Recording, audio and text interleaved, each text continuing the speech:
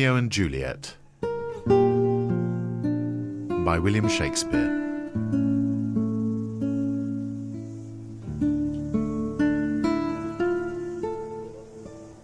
Do you bite your thumb at us, sir? I do bite my thumb, sir. Do you bite your thumb at us, sir? It's the law of our side if I say aye. No. No, sir. I do not bite my thumb at you, sir. But I do bite my thumb, sir. Do you quarrel, sir? Quarrel, sir? No, sir. If you do, sir, I am for you. I serve as good a man as you. No better? Well, sir, say better. Here comes one of my master's kinsmen. Better, sir. You lie. Draw. If you be men. Gregory, remember thy swashing blow! Two households, both alike in dignity. In fair Verona, where we lay our scene.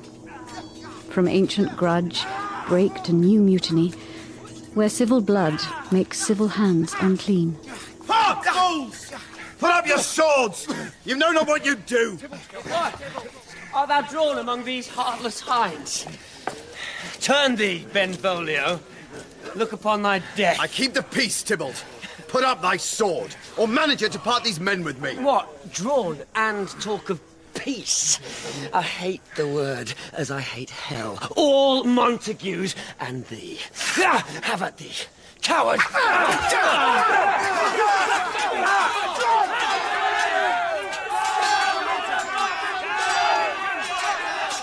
What noise is this? Give me my long sword. A crutch? Why call you for a sword? My sword, I say. Old Montague is come and flourishes his blade in spite of me. Thou villain! Capulet! Hold me not, let me go! Rebellious subjects! Enemies to peace! Profaners of this neighbour-stained steel! Throw your mistempered weapons to the ground! And hear the sentence of your moved prince. 3 civil brawls, bred of an airy word, by thee, old Capulet and Montague, have thrice disturbed the quiet of our streets, and made Verona's ancient citizens cast by their grave beseeming ornaments to wield old partisans in hands as old, cankered with peace, to part your cankered hate. If ever you disturb our streets again, your lives shall pay the forfeit of the peace. For this time, all the rest depart away. You, Capulet, shall go along with me. And Montague, come you this afternoon to know our further pleasure in this case, to old Freetown, our common judgment place. Once more, on pain of death, all men depart! Oh, where is Romeo? Saw you him today? Right glad am I he was not at this fray. My lord, an hour before the worship sun peered forth the golden window of the east, a troubled mind drave me to walk abroad. So early walking did I see your son. Towards him I made, but he was ware of me and stole into the covert of the wood. I, measuring his affections by my own, that most are busied when they're most alone, pursued my humour, not pursuing his, and gladly shunned who gladly fled from me. Many a morning hath he there been seen, with tears augmenting the fresh morning dew, adding to clouds more clouds with his deep sighs. But all so soon as the all-cheering sun should in the furthest east begin to draw the shady curtains from Aurora's bed, away from the light steals home my heavy son, and private in his chamber pens himself, shuts up his windows, locks fair daylight out, and makes himself an artificial night. Oh, see where he comes. So please you, step aside. I'll know his grievance, or be much denied. I would thou wert so happy by thy stay to hear true shrift. Come, madam, let's away. Good morrow, cousin! Is the day so young? But news struck 9. Ay me, sad hours seem long. Was that my father that went hence so fast? It was. What sadness lengthens Romeo's hours? Not having that which having makes them sure. In love? Out. Of love? Out of her favour, where I am in love. Alas, that love, so gentle in his view, should be so tyrannous and rough in proof. Alas, that love, whose view is muffled still, should, without eyes, see pathways to his will. Where shall we dine? Oh, me. What fray was here? Yet, tell me not, for I have heard it all. Here's much to do with hate, but more with love. Why then, O brawling love, O loving hate, O anything of nothing first create, O heavy lightness, serious vanity, misshapen chaos of well-seeming forms, feather of lead, bright smoke, cold fire, sick health. Dost thou not laugh? No, coz, I rather weep. Good heart at what? At thy good heart's oppression. Why, such is love's transgression. Love is a smoke, raised with a fume of sighs, being purged, a fire sparkling in lover's eyes, being vexed, a sea nourished with lover's tears. What is it else?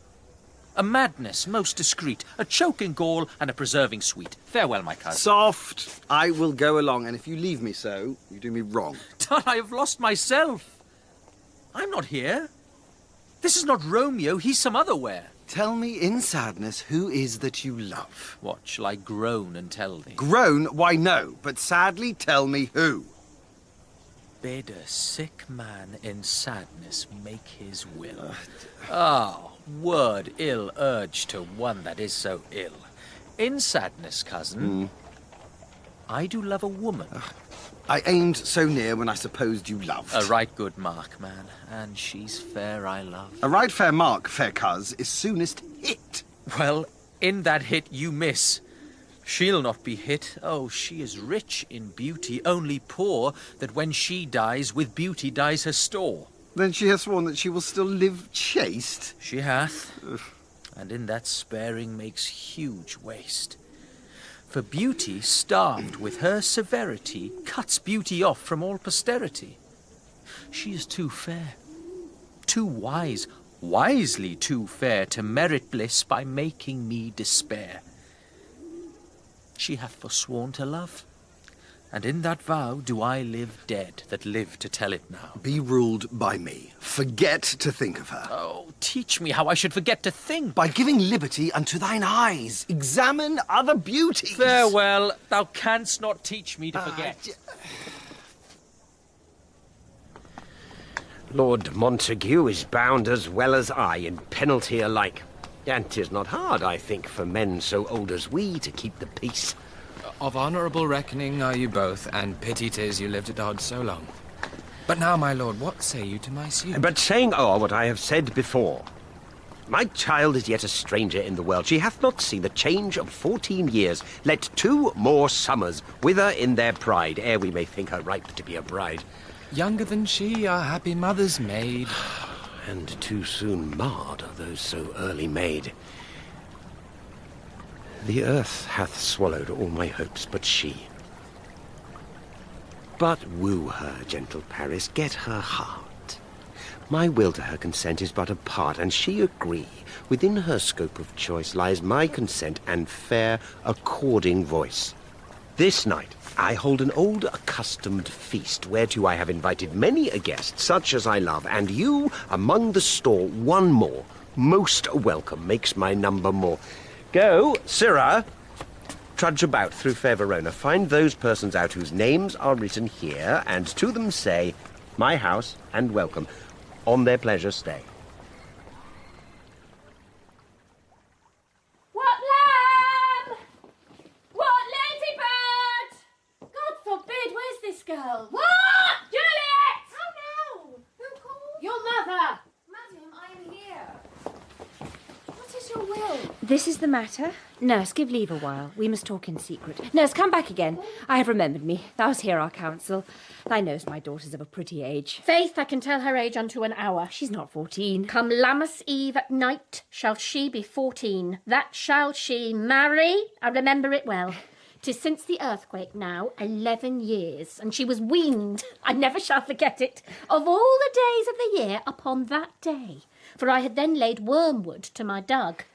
sitting in the sun under the dove-house wall, when it did taste the wormwood on the nipple of my dug, and felt it bitter, pretty fool, to see it tetchy and fall out with the dug. And since that time it is 11 years, for then she could stand alone. Nay, by the rood, she could have run and waddled all about, for even the day before she broke her brow, and then my husband, God be with his soul, I was a merry man, took up the child. Yea, quoth he, dost thou fall upon thy face?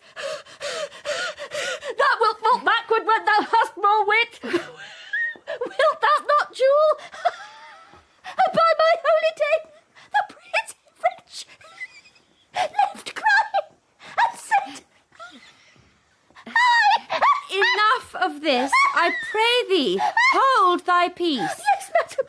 Yes, I cannot choose but laugh, to think it should leave crying and say aye.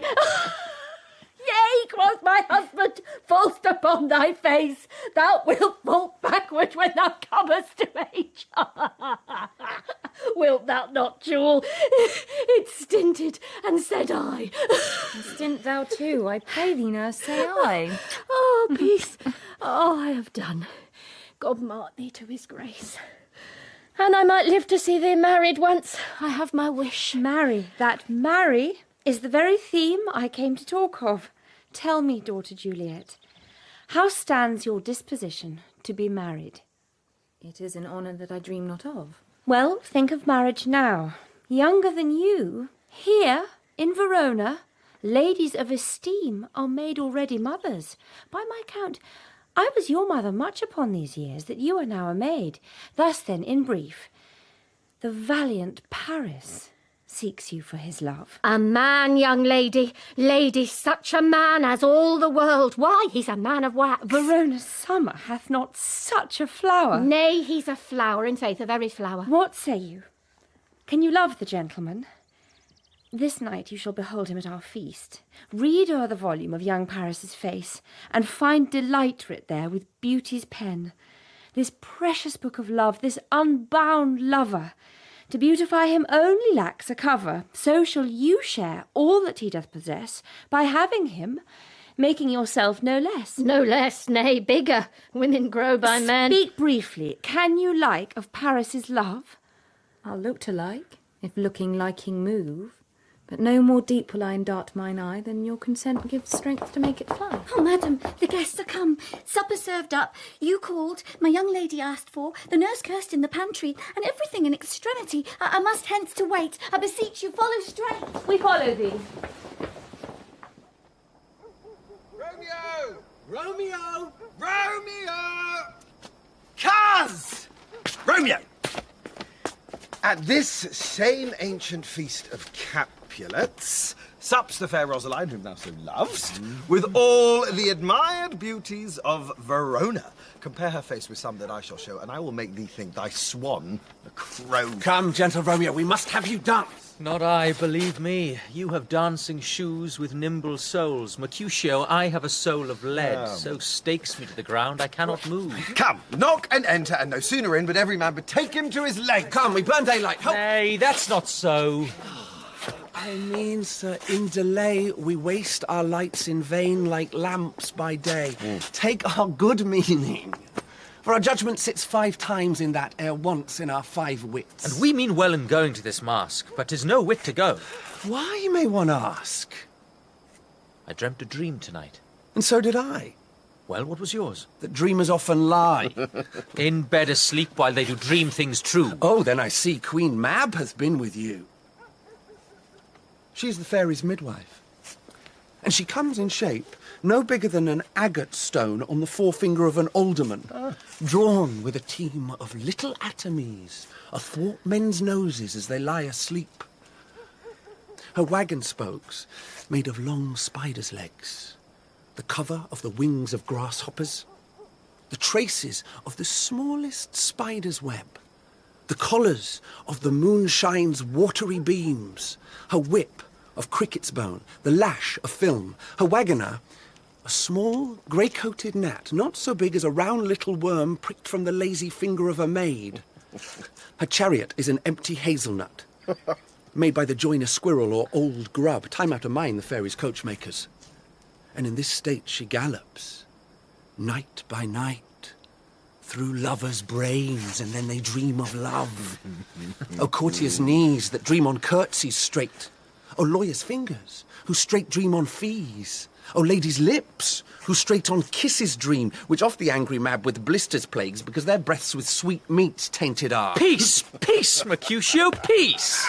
Thou talk'st of nothing. True, I talk of dreams, which are the children of an idle brain begot of nothing but vain fantasy, which is as thin of substance as the air, and more inconstant than the wind. This wind you talk of blows us from ourselves. Supper is done.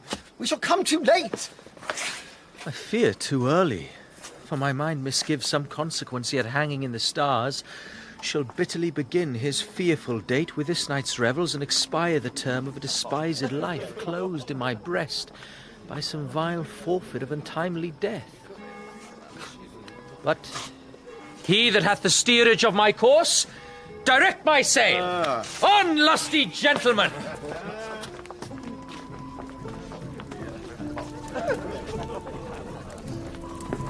What lady is that which doth enrich the hand of yonder knight? I know not, gentle Romeo. Welcome, gentlemen. Ladies that have their toes unplagued with corns will have a bout with you. My mistresses, which of you all will now deny to dance? She that makes dainty, she, I'll swear, hath corns. Am I come near you now? You are welcome, gentlemen. Come, musicians, play. A hall, a hall! Give room and foot it go! Oh, she doth teach the torches to burn bright. It seems she hangs upon the cheek of night like a rich jewel in an Ethiop's ear, beauty too rich for use, for earth too dear. So shows a snowy dove trooping with crows, as yonder lady o'er her fellows shows. The measure done, I'll watch her place of stand, and, touching hers, make blessed my rude hand. Did my heart love till now forswear its sight, for I ne'er saw true beauty till this night. This, by his voice, should be a Montague. Fetch me my rapier, boy. What, dares the slave come hither covered with an antic face to fleer and scorn at our solemnity? Now, by the stock and honour of my kin, to strike him dead, I hold it not a sin. Why, how now, Tybalt? Wherefore storm you so? Uncle, this is a Montague, our foe, a villain that is hither come in spite to scorn at our solemnity this night. Young Romeo, is it? 'Tis he, that villain Romeo. Content thee, gentle coz, let him alone. He bears him like a portly gentleman, and to say truth, Verona brags of him to be a virtuous and well-governed youth. I would not, for the wealth of all the town, here in my house, do him disparagement. Therefore be patient. Take no note of him. I'll not endure him. He shall be endured. What? Goodman boy, I say he shall. Go to. Am I the master here, or you? Go to. Why, uncle, 'tis a shame. Go to! Go to! You are a saucy boy. Isn't so, indeed? This trick may chance to scathe you. I know what. You must contrary me. Marry, 'tis time. Well said, my hearts. You are a princox. Go, be quiet, or... More light, more light. For shame, I'll make you quiet. What? Cheerly, my hearts? Patience perforce with wilful choler meeting makes my flesh tremble in a different greeting. I will withdraw, but this intrusion shall, now seeming sweet, convert to bitter gall. If I profane with my unworthiest hand this holy shrine, the gentle fine is this: my lips, two blushing pilgrims, ready stand to smooth that rough touch with a tender kiss. Good pilgrim, you do wrong your hand too much, which mannerly devotion shows in this. For saints have hands that pilgrims' hands do touch, and palm to palm is holy palmer's kiss. Have not saints lips, and holy palmers too? I, pilgrim, lips that they must use in prayer. Oh then, dear saint, let lips do what hands do. They pray, grant thou, lest faith turn to despair. Saints do not move, though grant for prayer's sake. Then move not, while my prayer's effect I take.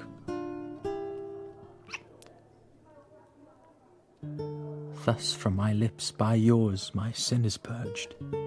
Then have my lips the sin that they have took. Sin from thy lips? O trespass, sweetly urged, give me my sin again. Madam? You kissed by the book. Madam? Madam, your mother craves a word with you. What is her mother? Marry, bachelor, her mother is the lady of the house, and a good lady. Is she a Capulet?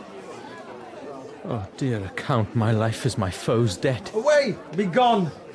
The sport is at the best! Aye, so I fear, the more is my unrest. Nay, gentlemen, prepare not to be gone. We have a trifling foolish banquet towards. Esteemed so? Why then, I thank you all. I thank you, honest gentlemen. Come hither, nurse. Right. Madam? What is yon gentleman? The son and heir of old Tiberio. Oh, he that now is going out of door. Marry that, I think, be young Petruchio. No, he that follows there that would not dance. I know not. Go ask his name. If he be married, my grave is like to be my wedding bed. His name is Romeo and Montague, the only son of your great enemy. My only love, sprung from my only hate. Too early seen unknown, and known too late. Prodigious birth of love it is to me, that I must love a loathed enemy. What's this? What's this? A rhyme I learned even now, of one I dance with all. Juliet! Oh.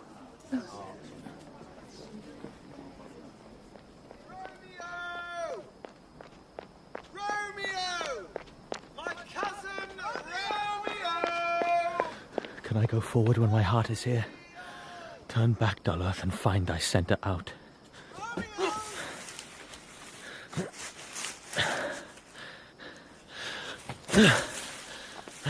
He's wise, and on my life has stolen him home to bed. He ran this way and leaped this orchard ward. Call, good Mercutio. Nay, I'll conjure too. Romeo! Humours! Madman! Passion! Lover! And if he hear thee, that will anger him. Come, he hath hid himself among these trees. Blind is his love, and best befits the dark. If love be blind, love cannot hit the mark. Now will he sit under a medlar tree and wish his mistress were that kind of fruit as maids call meddlers when they laugh alone.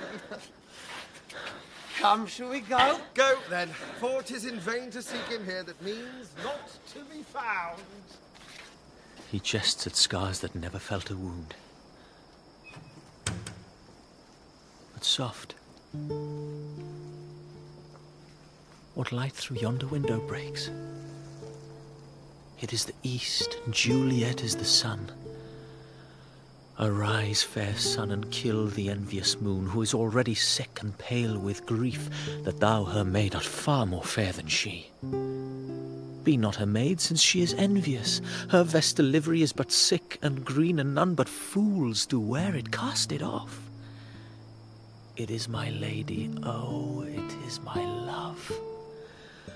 Oh, that she knew she were.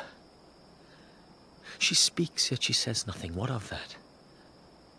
Her eye discourses, I will answer it. I am too bold. 'Tis not to me she speaks. Two of the fairest stars in all the heaven having some business to entreat her eyes to twinkle in their spheres till they return. Or what if her eyes were there, they in her head? The brightness of her cheek would shame those stars as daylight doth a lamp. Her eyes in heaven would through the airy region stream so bright that birds would sing and think it were not night. Oh, see how she leans her cheek upon her hand. Oh, that I were a glove upon that hand, that I might touch that cheek. Ay, me. She speaks. Oh, speak again, bright angel, for thou art as glorious to this night, being o'er my head, as is a winged messenger of heaven under the white upturned wondering eyes of mortals that fall back to gaze on him when he bestrides the lazy pacing clouds and sails upon the bosom of the air. Oh, Romeo, Romeo, wherefore art thou Romeo?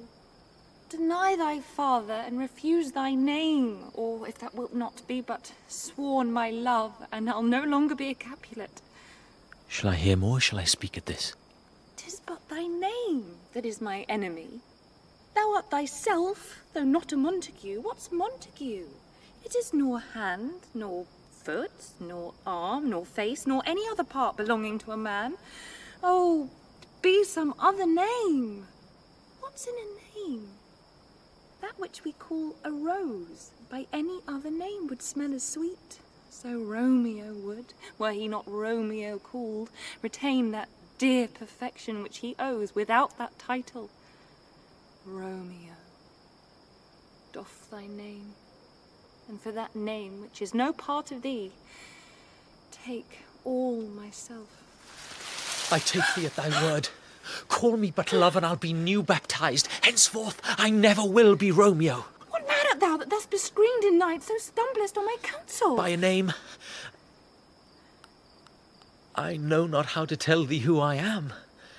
My name, dear saint, is hateful to myself, because it is an enemy to thee. Had I it written, I would tear the word. My ears have not yet drunk 100 words of that tongue's utterance, yet I know the sound. Art thou not Romeo, and a Montague? Neither, fair saint, if either thee dislike. How camest thou hither? Tell me, and wherefore? The orchard walls are high and hard to climb, and the place death, considering who thou art, if any of my kinsmen find thee here. With love's light wings did I perch these walls, for stony limits cannot hold love out, and what love can do, that dares love attempt. Therefore thy kinsmen are no let to me. If they do see thee, they will murder thee. Alack! There lies more peril in thine eye than 20 of their swords. Look thou but sweet, and I am proof against their enmity. I would not for the world they saw thee here. I have night's cloak to hide me from their sight.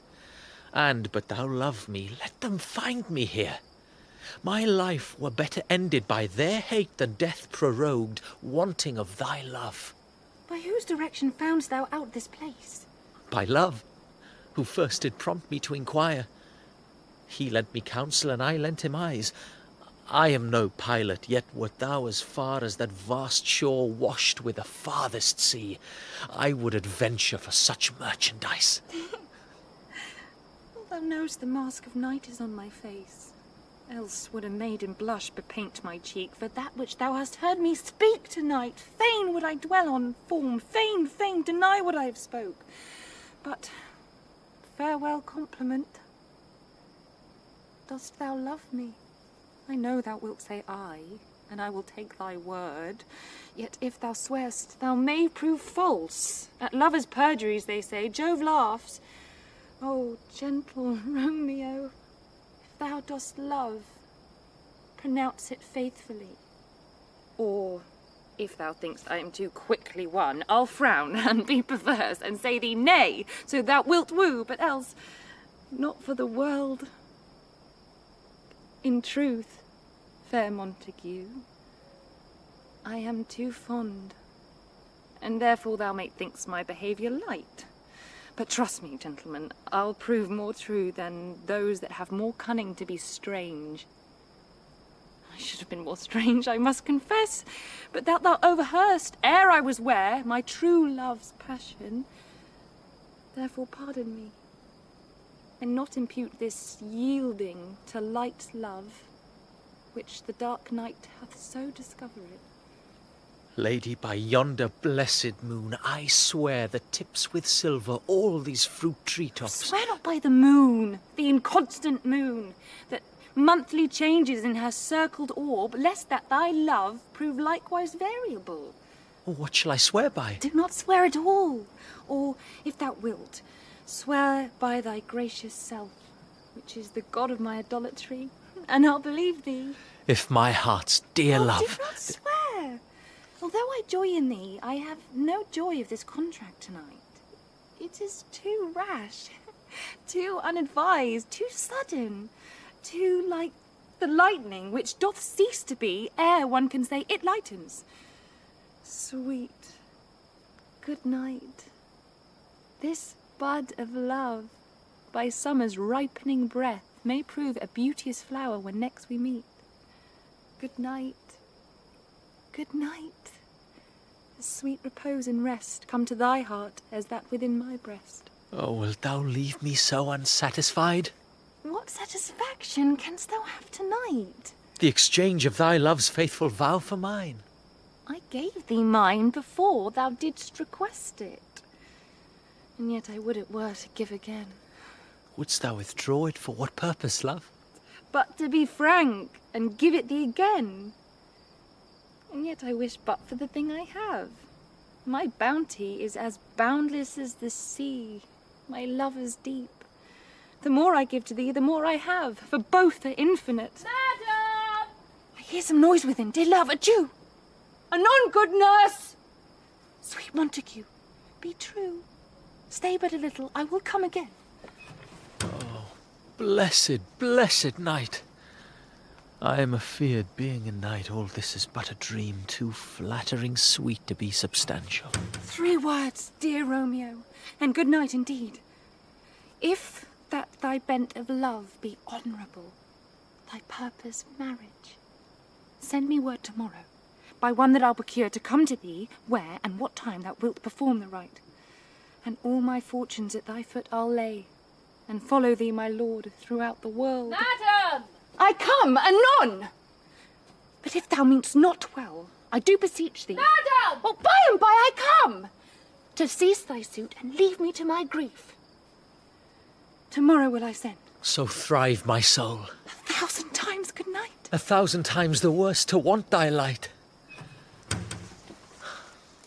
Love goes towards love as schoolboys from their books, but love from love towards school with heavy looks.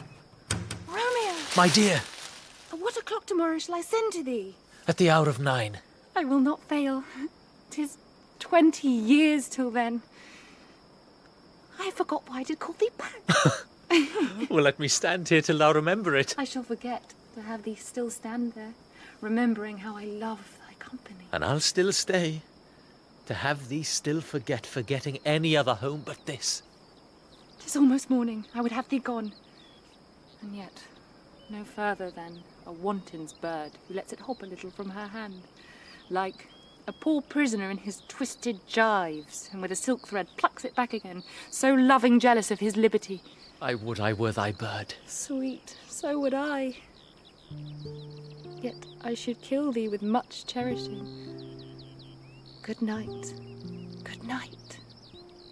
Parting is such sweet sorrow that I shall say good night till it be morrow.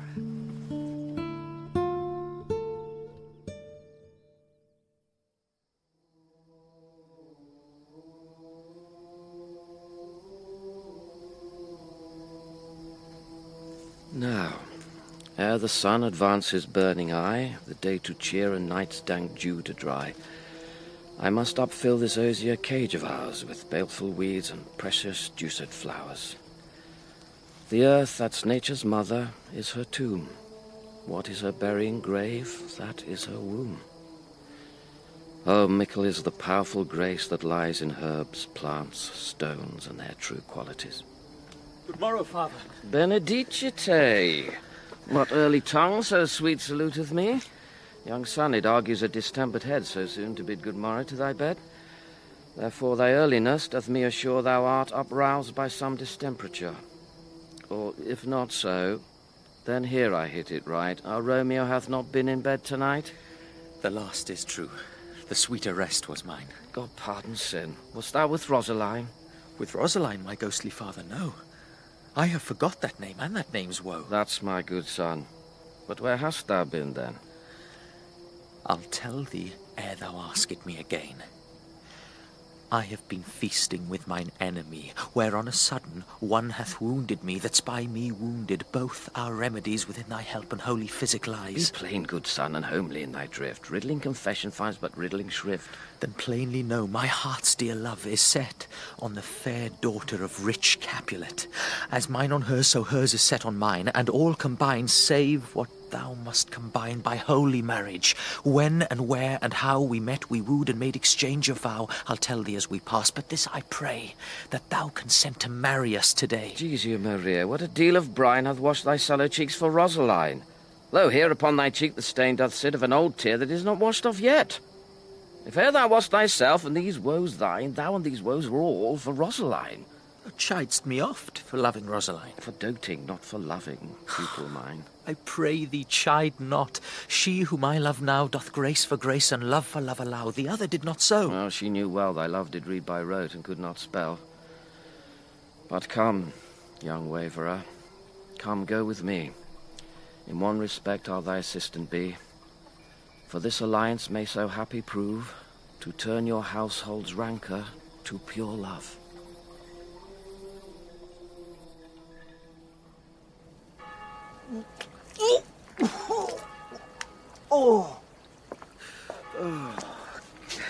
Where the devil should this Romeo be? Came he not home tonight? Not to his father's. I spoke with his man. That same pale, hard-hearted wench, that Rosaline, torments him so that he will sure run mad.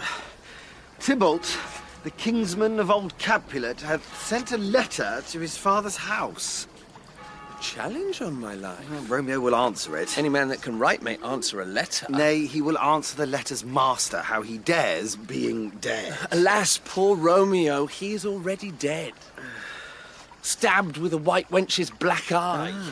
Shot through the ear with a love song. The very pin of his heart cleft with a blind bowboy's butt shot. And is he a man to encounter Tybalt? Why? What is Tybalt? More than the prince of cats, I can tell you. Oh, he is the courageous captain of compliments.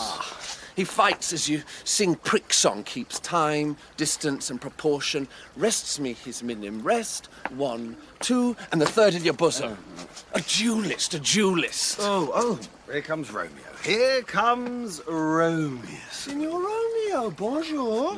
There's a French salutation to your French slop.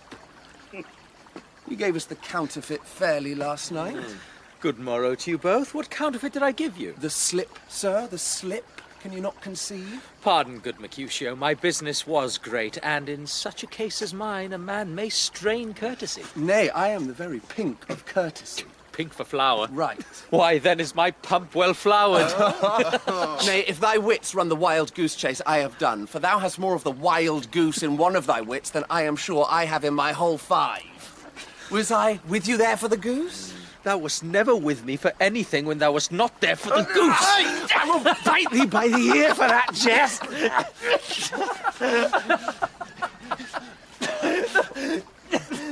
Nay, good goose, bite not.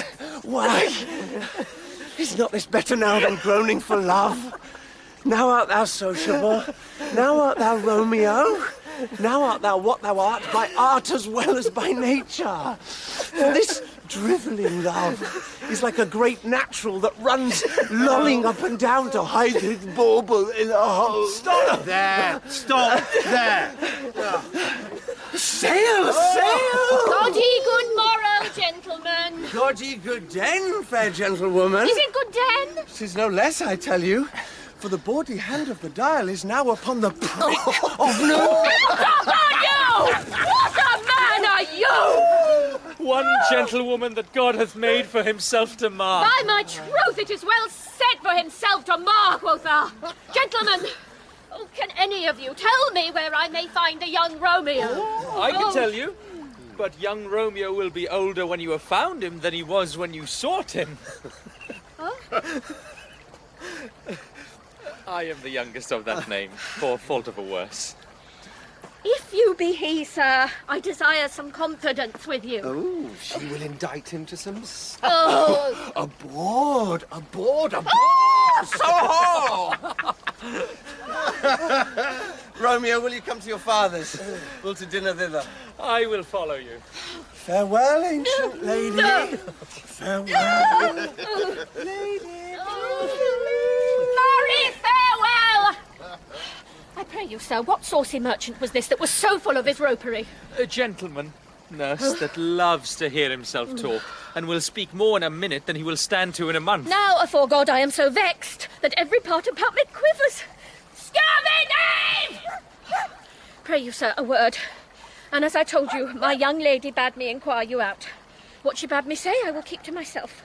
But first, let me tell ye, if ye should lead her into a fool's paradise, as they say, it were a very gross kind of behaviour, as they say, for the gentlewoman is young, and therefore if you should deal double with her, truly, it were an ill thing to be offered to any gentlewoman, and very weak dealing. Nurse, commend me to thy lady and mistress.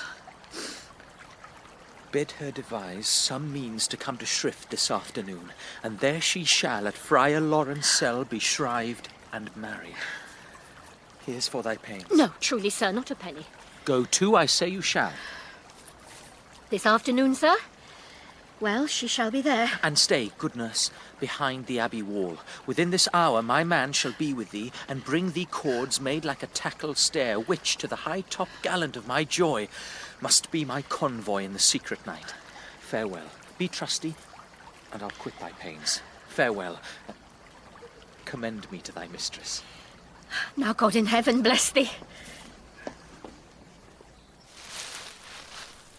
The clock struck 9 when I did send the nurse. In half an hour she promised to return. Now is the sun upon the highmost hill of this day's journey, and from 9 till 12 is 3 long hours, yet she is not come.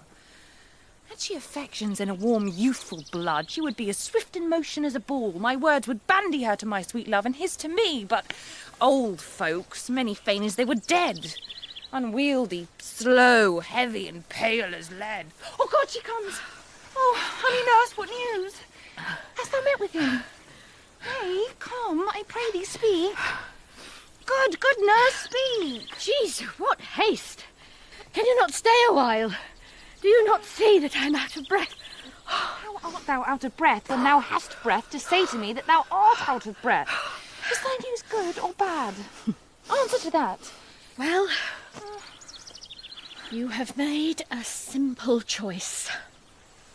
You know not how to choose a man. Romeo? No, not he. Though his face be better than any man's, yet his leg excels all men's.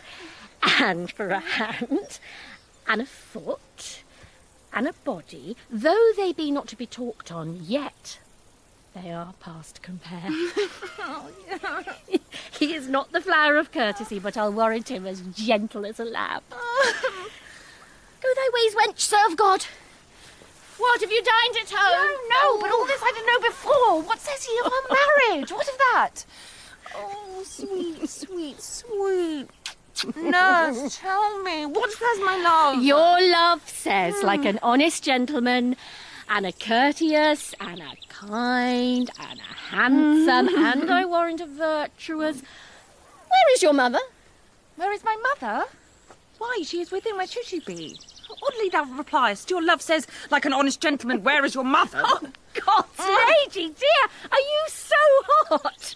Marry, come up, I trow. Is this the poultice for my aching bones? Henceforward do your messages yourself. Oh, here's such a coil. Come, what says Romeo? Have you got leave to go to Shrift today? I have. Then hie you hence to Friar Lawrence's cell. There stays a husband to make you a wife. Now comes the wanton blood up in your cheeks. They'll be in scarlet straight at any news. Hie you to church. I must another way to fetch a ladder by the which your love must climb a bird's nest soon when it is dark. I am the drudge and toil in your delight, but you shall bear the burden soon at night. Go, out to dinner. Hie you to the cell. Hie to high fortune. Honest nurse, farewell.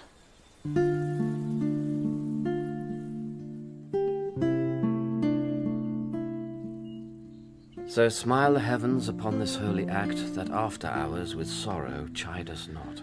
Amen, amen, but come what sorrow can, it cannot countervail the exchange of joy that one short minute gives me in her sight. Do thou but close our hands with holy words, then love devouring death, do what he dare. It is enough I may but call her mine. These violent delights have violent ends, and in their triumph die, like fire and powder, which, as they kiss, consume. The sweetest honey is loathsome in its own deliciousness, and in the taste confounds the appetite. Therefore love moderately. Long love doth so. Too swift arrives as tardy as too slow. Here comes the lady. Oh, so light a foot will ne'er wear out the everlasting flint. A lover may bestride the gossamer that idles in the wanton summer air, and yet not fall. So light is vanity. Good even to my ghostly confessor. Romeo shall thank thee, daughter, for us both. As much to him, else is his thanks too much. Ah, Juliet, if the measure of thy joy be heaped like mine, and that thy skill be more to blazon it, then sweeten with thy breath this neighbour air, and let rich music's tongue unfold the imagined happiness that both receive in either by this dear encounter. Conceit, more rich in matter than in words, brags of his substance, not of ornament. They are but beggars that can count their worth. But my true love is grown to such excess, I cannot sum up some of half my wealth. Come with me, and we will make short work, for by your leaves you shall not stay alone, till Holy Church incorporate two in one.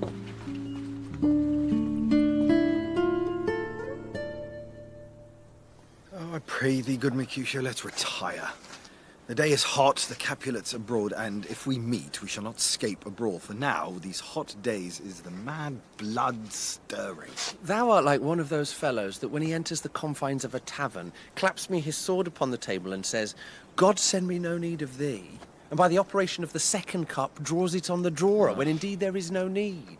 Am I like such a fellow? Come, thou art as hot a jack in thy mood as any in Italy.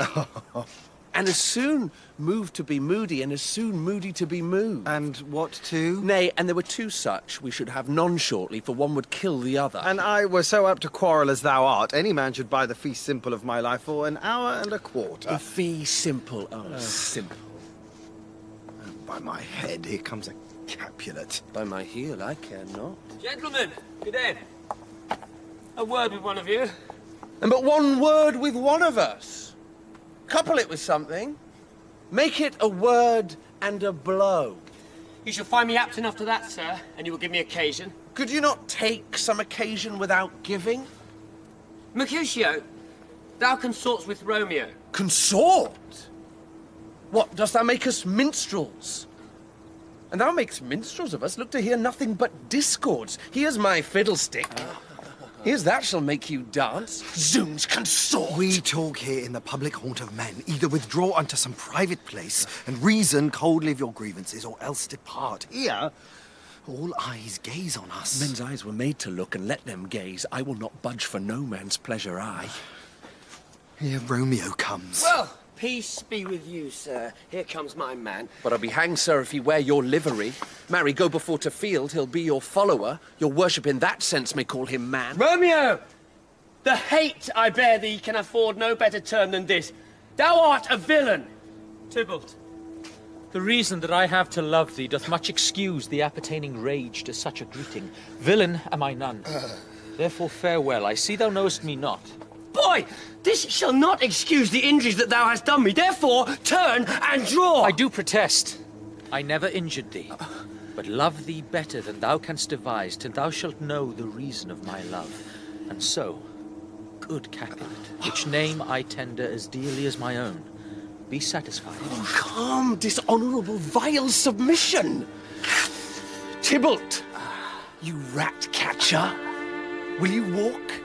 I am for you. Gentle Mercutio, put thy rapier up. Come, sir, your passada. Draw, Benvolio, beat down their weapons! Gentlemen, for shame! Forbear this outrage! Tybalt, Mercutio, the prince expressly hath forbidden bandying in Verona streets! Hold! Tybalt! Yeah! Good Mercutio! I am hurt. A plague on both your houses. I am sped. But is he gone and have nothing? What? Art thou hurt? Aye, scratch. Marry, 'tis enough. Where's my page? Go, villain, fetch a surgeon.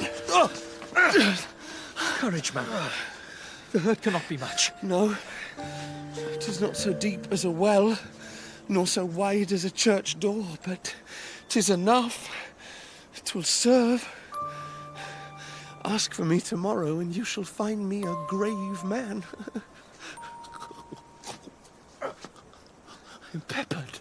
I warrant for this world. A plague on both your houses. Zounds, a dog, a rat, a mouse, a cat, to scratch a man to death. Why the devil came you between us? I was hurt under your arm. I thought all for the best. Oh. Help me into some house, Benvolio, or I shall faint. A plague on both your houses. They have made worms meat of me. I have it, and soundly too. Your houses. This gentleman, the prince's near ally, my very friend, hath got his mortal hurt in my behalf. My reputation stained with Tybalt's slander, Tybalt that an hour hath been my kinsman. Oh, sweet Juliet, thy beauty hath made me effeminate, and in my temper softened valour steel. Romeo! Brave Mercutio's dead. That gallant spirit hath espied the clouds which too untimely here did scorn the earth. This day's black fate on more days doth depend. This but begins the woe others must end. Oh, here comes the furious Tybalt back again. Alive in triumph and Mercutio slain. Away to heaven, respective lenity, and fire-eyed fury be my conduct now. Now, Tybalt, take the villain back again that late thou gavest me. For Mercutio's soul is but a little way above our heads, staying for thine to keep him company. Either thou, or I, or both must go with him. No! Wretched boy that didst consort him here shall with him hence! This shall determine that!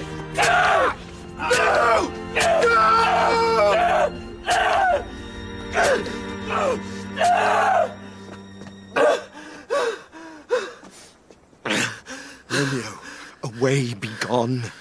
The citizens are up and Tybalt slain. Stand not amazed, the prince will doom thee death if thou art taken. Hence, be gone. Away! Oh, I am fortune's fool. Why dost thou stay? Which way ran he that killed Mercutio? Tybalt, that murderer, which way ran he? There lies that Tybalt. Up, sir. Go with me. I charge you in the prince's name, obey! Fire beginners of this fray. O noble prince, I can discover all the unlucky manage of this fatal brawl. There lies the man slain by young Romeo that slew thy kinsman, brave Mercutio. Tybalt! My cousin! Oh, my brother's child! Oh, prince! Oh, cousin! Husband! Oh, the blood is spilt of my dear kinsman. Prince, as thou art true, for blood of ours, shed blood of Montague. Cousin, cousin. Benvolio, who began this bloody fray? Tybalt, here slain whom Romeo's hand did slay. Romeo that spoke him fair, bade him bethink how nice the quarrel was, and urged withal your high displeasure. All this uttered with gentle breath, calm look, knees humbly bowed, could not take truce with the unruly spleen of Tybalt, deaf to peace. But that he tilts with piercing steel at bold Mercutio's breast, who, all as hot, turns deadly point to point, and with a martial scorn with one hand beats cold death aside, and with the other sends it back to Tybalt, whose dexterity retorts it. Romeo, he cries aloud, "Hold, friends, friends, part!" And swifter than his tongue, his agile arm beats down their fatal points, and twixt them rushes, underneath whose arm an envious thrust from Tybalt hit the life of stout Mercutio. And then Tybalt fled. But by and by comes back to Romeo, who had but newly entertained revenge. And to it they go like lightning. For ere I could draw to part them was stout Tybalt slain. And as he fell, did Romeo turn and fly. This is the truth, or let Benvolio die. He is a kinsman to the Montague. Affection makes him false. He speaks not true. I beg for justice, which thou, prince, must give. Romeo slew Tybalt. Romeo must not live. Romeo slew him, he slew Mercutio. Who now the price of his dear blood doth owe? Not Romeo, Prince. He was Mercutio's friend. His fault concludes but what the law should end, the life of Tybalt. And for that offence, immediately we do exile him hence. I have an interest in your hate's proceeding. My blood for your rude brawls doth lie a-bleeding. But I'll amerce you with so strong a fine that you shall all repent the loss of mine. I will be deaf to pleading and excuses, nor tears nor prayers shall purchase out abuses. Therefore use none. Let Romeo hence in haste. Else, when he is found, that hour is his last.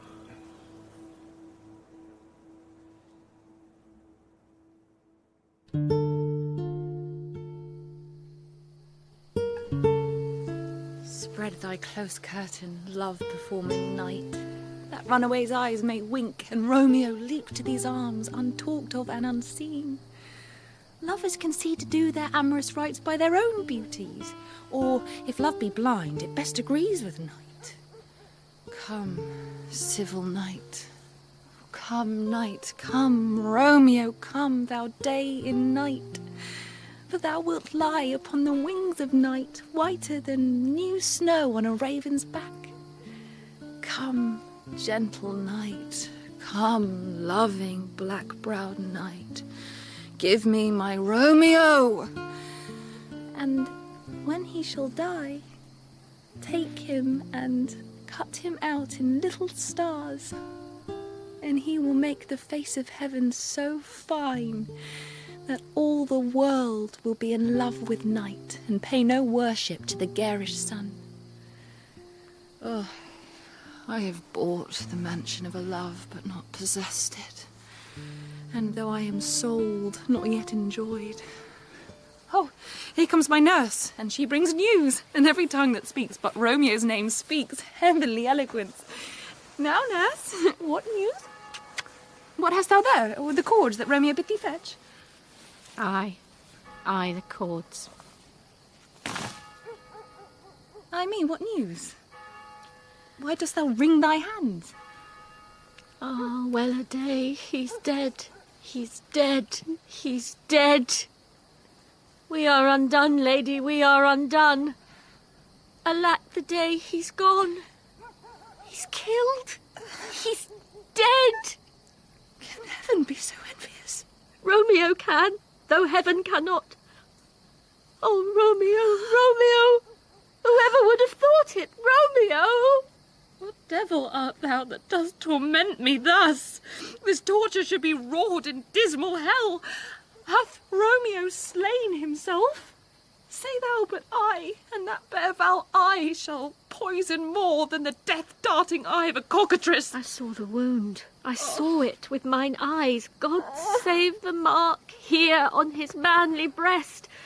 A piteous course, a bloody piteous course. Oh, courteous Tybalt, honest gentleman, that ever I should live to see thee dead. What storm is this that blows so contrary? Is Romeo slaughtered? And is Tybalt dead? My dear loved cousin and my dearer lord? Then, dreadful trumpets sound the general doom. Who is living if those two are gone? Tybalt is gone, and Romeo banished. Romeo that killed him He is banished. Oh, God. Did Romeo's hand shed Tybalt's blood? It did. Alas, the day it did. Nature, what hast thou to do in hell when thou didst bow the spirit of a fiend in mortal paradise of such sweet flesh? Was ever book containing such vile matter so fairly bound? Oh, that deceit should dwell in such a gorgeous palace. There's no trust, no faith, no honesty in men, all perjured, all forsworn, all naught, all dissemblers. These griefs, these woes, these sorrows make me old. Shame come to Romeo. Blessed be thy tongue for such a wish. He was not born to shame. Upon his brow shame is a shame to sit, for 'tis a throne where honour may be crowned, sole monarch of the universal earth. Oh, what a beast was I to chide at him! Will you speak well of him that killed your cousin? Shall I speak ill of him that is my husband? Oh, poor my lord, what tongue shall smooth thy name, when I, thy 3 hours' wife, have mangled it? But wherefore, villain, didst thou kill my cousin? That villain cousin would have killed my husband. Back, foolish tears, back to your native spring. Your tributary drops belong to woe, which you, mistaking, offer up to joy. My husband lives, that Tybalt would have slain, and Tybalt's dead, that would have slain my husband. All this is comfort, wherefore weep I then? Some word there was, worser than Tybalt's death, that murdered me. I would forget it fain, but oh, it presses to my memory like damned guilty deeds to sinners' minds. Tybalt is dead, and Romeo banished. That banished, that one word, banished, hath slain 10,000 Tybalts.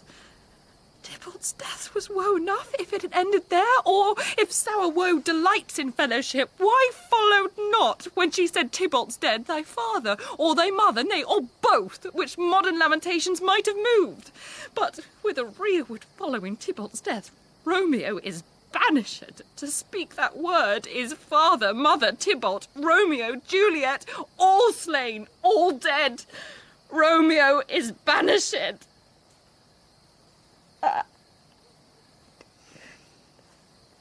There is no end, no limit, measure bound in that word's death. No words can that woe sound.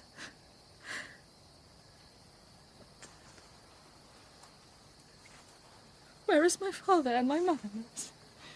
Weeping and wailing over Tybalt's corse. Will you go to them? I will bring you thither. Wash they his wound with tears. Mine shall be spent when theirs are dry for Romeo's banishment. Take up those cords.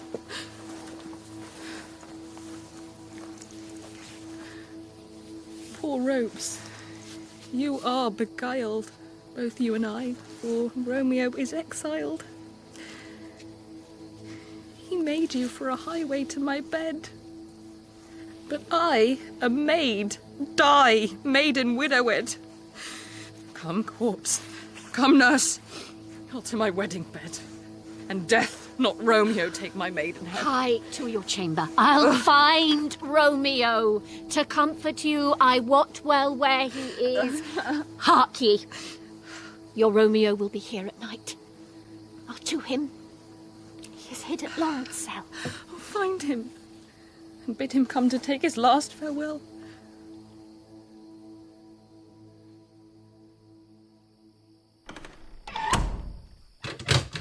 Romeo, come forth. Come forth, thou fearful man. Affliction is enamoured of thy parts, and thou art wedded to calamity. Father, what news? What is the prince's doom? A gentler judgment vanished from his lips. Not body's death, but body's banishment. Huh. Banishment? Be merciful, say death. For exile hath more terror in his look, much more than death. Do not say banishment. Hence from Verona art thou banished. Be patient, for the world is broad and wide. There is no world without Verona walls, but purgatory, torture, hell itself. Thou cutt'st my head off with a golden axe, and smilest upon the stroke that murders me. O deadly sin! O rude unthankfulness! Thy fault our law calls death, but the kind prince, taking thy part, hath rushed aside the law, and turned that black word death to banishment. This is dear mercy, and thou seest it not. 'Tis torture and not mercy. Heaven is here where Juliet lives, and every cat and dog and little mouse, every unworthy thing, live here in heaven and may look on her, but Romeo may not. More validity, more honourable state, more courtship lives in carrion flies than Romeo.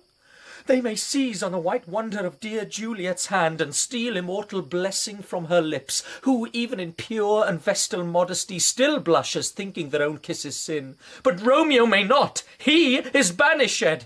Flies may do this, but I from this must fly. They are free men, but I am banished. And sayest thou yet that exile is not death? O fond madman, hear me but speak a word. No, thou wilt speak again of banishment. I'll give thee armour to keep off that word.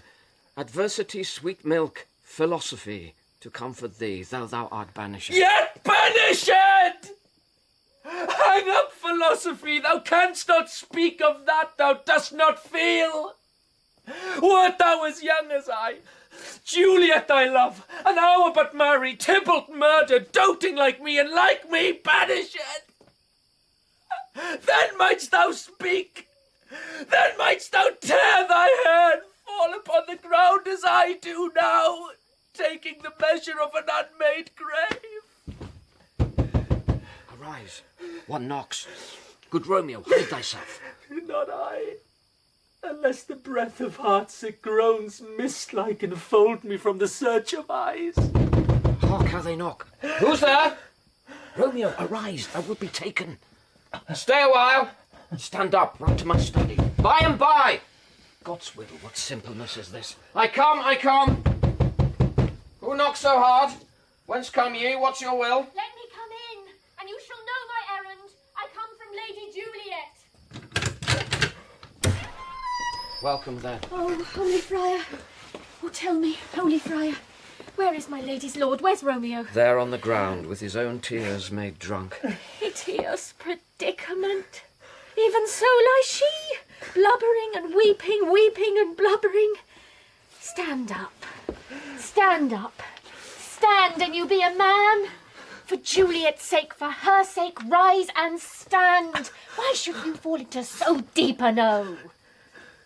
Speak'st thou of Juliet? How is it with her? Doth she not think me an old murderer, now I have stained the childhood of our joy with blood removed but little from her own?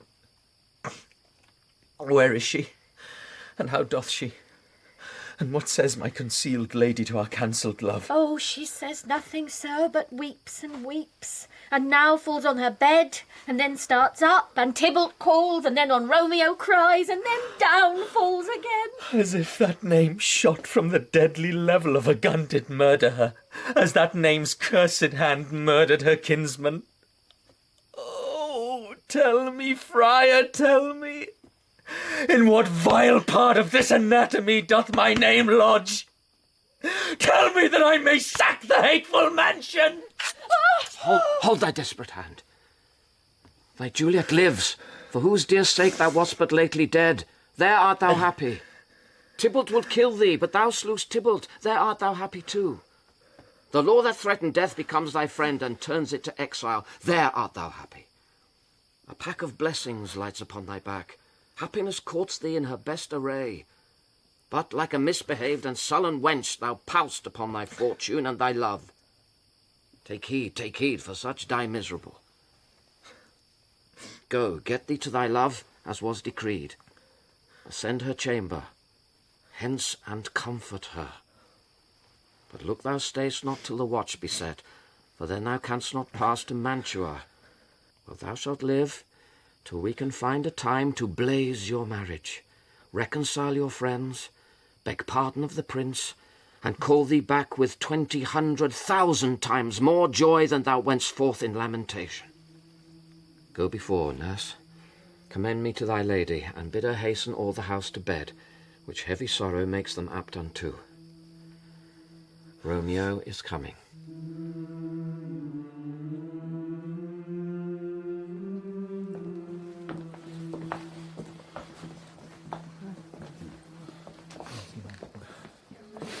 These times of woe afford no time to woo. Madam, good night. Commend me to your daughter. I will, and know her mind early tomorrow. Tonight she is mewed up to her heaviness. Sir Paris, I will make a desperate tender of my child's love. I think she will be ruled in all respects by me. Nay, more, I doubt it not. Wife, go you to her ere you go to bed. Acquaint her here of my son, Paris, love, and bid her, mark you me, on Wednesday next... Oh, but soft, what day is this? Monday, my lord. Monday? Well, Wednesday is too soon. A Thursday, let it be. A Thursday, tell her she shall be married to this noble earl. Will you be ready? Do you like this haste? We'll keep no great ado, a friend or two, for hark you, Tybalt being slain so late, it may be thought we held him carelessly, being our kinsman, if we revel much. Therefore we'll have some half a dozen friends, and there an end. But what say you to Thursday? My lord, I would that Thursday were tomorrow. Well, get you gone. A Thursday be it, then. Go you to Juliet ere you go to bed. Prepare her, wife, against this wedding day. Farewell, my lord. Light to my chamber, ho! Or for me, it is so very, very late that we may call it early by and by. Good night.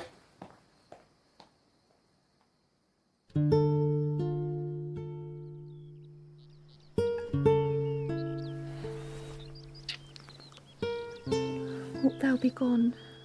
It's not yet near day. It was the nightingale and not the lark that pierced the fearful hollow of thine ear. Nightly she sings on yon pomegranate tree. Believe me, love, it was the nightingale. It was the lark, the herald of the morn. No nightingale. Look, love, what envious streaks do lace the severing clouds in yonder east. Night's candles are burnt out, and jocund day stands tiptoe on the misty mountain tops. I must be gone and live, or stay and die. Yon light is not daylight, I know it, It is some meteor that the sun exhales, to be this night a torch-bearer and lightly on thy way to Mantua. Therefore stay yet. Thou needst not be gone. Let me be ta'en. Let me be put to death. I am content so thou wilt have it so. I have more care to stay than will to go. Come, death, and welcome. Juliet wills it so. How is my soul? Let's talk. It is not day. It is. It is. I hence be gone away. It is the lark that sings so out of tune, straining harsh discords and unpleasing sharps. Some say the lark makes sweet division. This doth not so, for she divideth us. Oh, now be gone. More light and light it grows. More light and light, more dark and dark our woes. Madam, Nurse? your lady mother is coming to your chamber. The day is cold, be wary, look about. Then, window, let day in, and let life out. Farewell. Farewell. One kiss and I'll descend. Art thou gone so? Love, lord, I, husband, friend. I must hear from thee every day in the hour, for in a minute there are many days. Oh, by this count I shall be much in years, ere I again behold my Romeo. Farewell. I will omit no opportunity that may convey my greetings, love, to thee. Oh, think'st thou we shall ever meet again? I doubt it not. And all these woes shall serve for sweet discourses in our time to come. Oh, God, I have an ill-divining soul. Methinks I see thee, now thou art below, as one dead in the bottom of a tomb. Either my eyesight fails, or thou look'st pale. And trust me, love, in my eye so do you. Dry sorrow drinks our blood. Adieu. Adieu. Oh, Fortune, Fortune, all men call thee fickle. If thou art fickle, what dost thou with him that is renowned for faith? Be fickle, Fortune, for then, I hope, thou wilt not keep him long, but send him back. Why, how now, Juliet? Madam, I am not well. Evermore weeping for your cousin's death? What, wilt thou wash him from his grave with tears? Yet let me weep for such a feeling loss. So shall you feel the loss, but not the friend which you weep for. Feeling so the loss, cannot choose but ever weep the friend. Well, girl, thou weepst not so much for his death as that the villain lives which slaughtered him. What villain, madam? That same villain Romeo. But weep no more. I'll send to one in Mantua, where that same banished runagate doth live. Shall give him such an unaccustomed dram that he shall soon keep Tybalt company. And then I hope thou wilt be satisfied. Indeed, I never shall be satisfied with Romeo till I behold him dead. Is my poor heart for a kinsman vexed? Madam, if you could find out but a man to bear a poison, I would temper it, that Romeo should, upon receipt thereof, soon sleep in quiet. Oh, how my heart abhors to hear him named and cannot come to him. To wreak the love I bore my cousin upon his body that slaughtered him. Find thou the means, and I'll find such a man. But now, I'll tell thee joyful tidings, girl. Joy comes well in such a needy time. What are they, I beseech your ladyship? Well, well, thou hast a careful father, child, one who, to put thee from thy heaviness, hath sorted out a sudden day of joy, that thou expect'st not, nor I looked not for. Madam, in happy time, what day is that? Marry, my child, early next Thursday morn. The gallant, young and noble gentleman, the County Paris, at St. Peter's Church, shall happily make thee there a joyful bride. No, by St. Peter's Church and Peter too, he shall not make me there a joyful bride. I wonder at this haste that I must wed ere he that should be husband comes to woo. I pray you tell my lord and father, madam, I will not marry yet, and when I do, I swear it shall be Romeo, whom you know I hate, rather than Paris. These are news indeed. Here comes your father. Tell him so yourself, and see how he will take it at your hands. Oh, madam. When the sun sets, the air doth drizzle dew, but for the sunset of my brother's son, it rains downright. How now, a conduit girl, what, still in tears, evermore showering? How now, wife, have you delivered to her our decree? Aye, sir, but she will none. She gives you thanks. I would the fool were married to her grave. Soft, take me with you, wife. How? Will she none? Doth she not give us thanks? Is she not proud? Doth she not count her blessed, unworthy as she is, that we have wrought so worthy a gentleman to be her bridegroom? Not proud you have, but thankful that you have. Proud can I never be of what I hate, but thankful even for hate that is meant love. How now, chop logic, what is this? Proud, and I thank you not, and yet not proud, Mistress Minnie and you. Thank me no thankings, nor proud me no prouds, but fettle your fine joints against Thursday next, to go with Paris to St. Peter's Church, or I will drag thee on a hurdle thither. Out, you green sickness carrion! Out, you baggage! You tallow-face! Ah! What, are you mad? Good father, I beseech you on my knees. Hear me with patience, but to speak a word. Dutch bread! It makes me mad!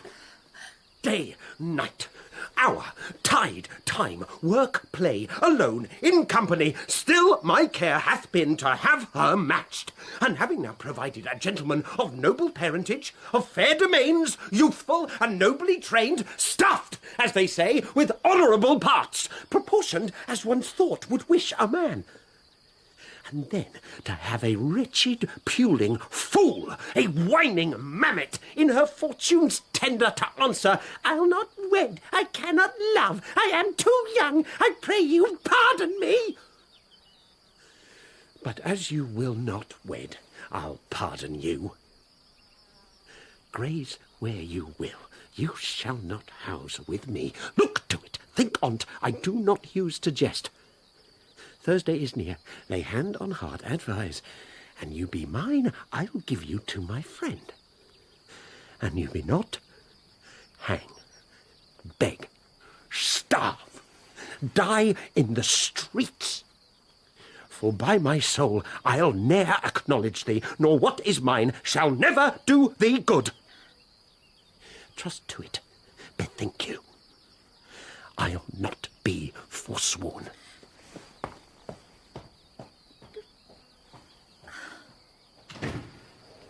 Is there no pity sitting in the clouds that sees into the bottom of my grief? Oh, sweet my mother, cast me not away. Delay this marriage for a month, a week, or, if you do not, make the bridal bed in that dim monument where Tybalt lies. Talk not to me, for I'll not speak a word. Do as thou wilt, for I have done with thee. Oh, God. Oh, nurse, how shall this be prevented? My husband is on earth, my faith in heaven. How shall that faith return again to earth unless that husband send it me from heaven by leaving earth? Comfort me, counsel me. Alack, alack, that heaven should practice stratagems upon so soft a subject as myself. What sayest thou? Hast thou not a word of joy? Some comfort, nurse? Faith, here it is. Romeo is banished, and all the world to nothing that he dares ne'er come back to challenge you. Or if he do, it needs must be by stealth. Then, since the case so stands, as now it doth, I think it best you married with the county. Oh, he's a lovely gentleman. Romeo's a dish-clout to him. An eagle, madam, hath not so green, so quick, so fair an eye as Paris hath, beshrew my very heart. I think you are happy in this second match, for it excels your first. Or if it did not, your first is dead, or 'twere as good he were as living here, and you no use of him. Speakest thou from thy heart? And from my soul too, or else beshrew them both. Amen. What? Well, thou hast comforted me marvellous much. Go in and tell my lady I am gone, having displeased my father, to Lawrence Cell, to make confession and to be absolved. Marry, I will. And this is wisely done.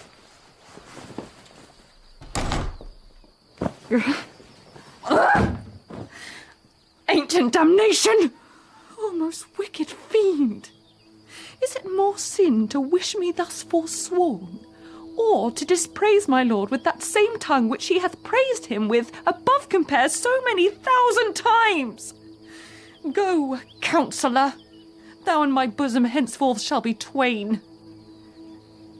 To the friar to know his remedy. If all else fail, myself have power to die.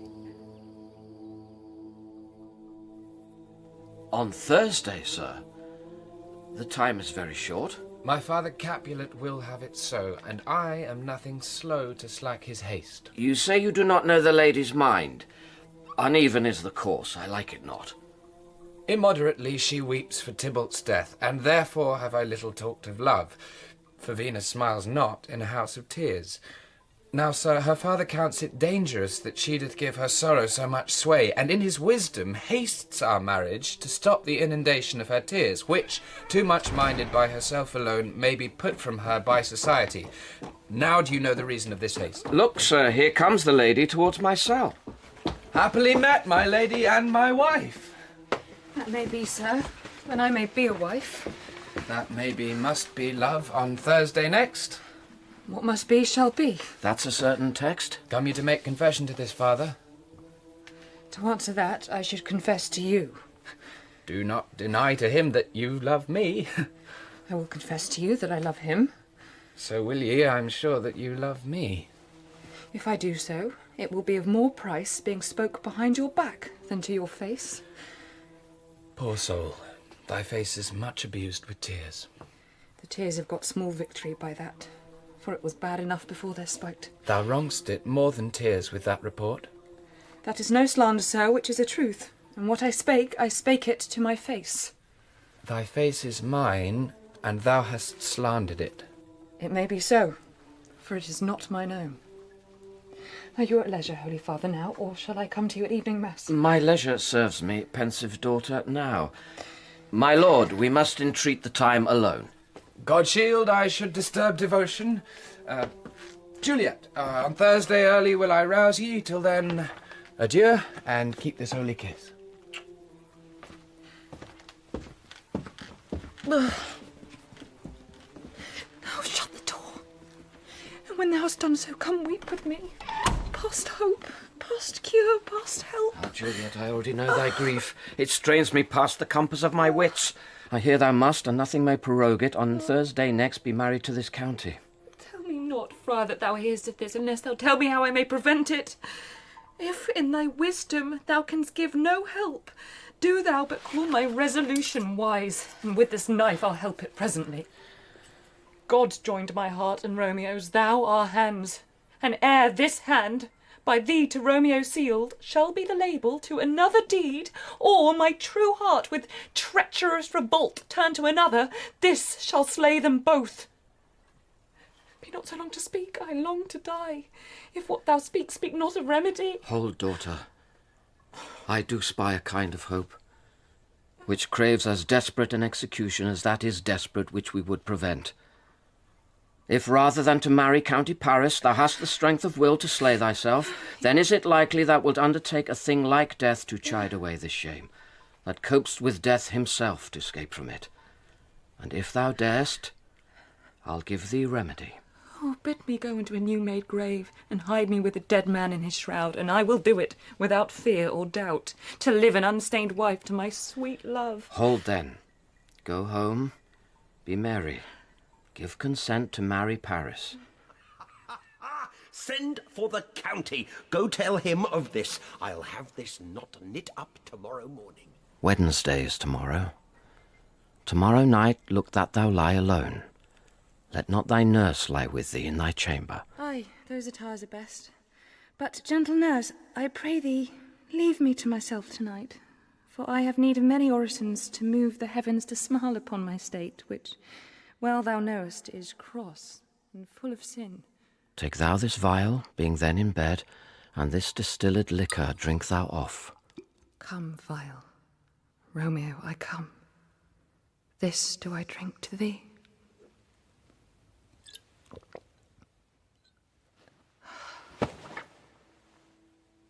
When presently through all thy veins shall run a cold and drowsy humour, for no pulse shall keep his native progress, but surcease. No warmth, no breath shall testify thou liv'st. The roses in thy lips and cheeks shall fade to paly ashes, thy eyes' windows fall like death when he shuts up the day of life. Each part, deprived of supple government, shall stiff and stark and cold appear like death. And in this borrowed likeness of shrunk death thou shalt continue 42 hours, and then awake as from a pleasant sleep. Now, when the bridegroom in the morning comes to rouse thee from thy bed, there art thou dead. Then, as the manner of our country is, in thy best robes, uncovered on the bier, thou shalt be borne to the same ancient vault where all the kindred of the Capulets lie.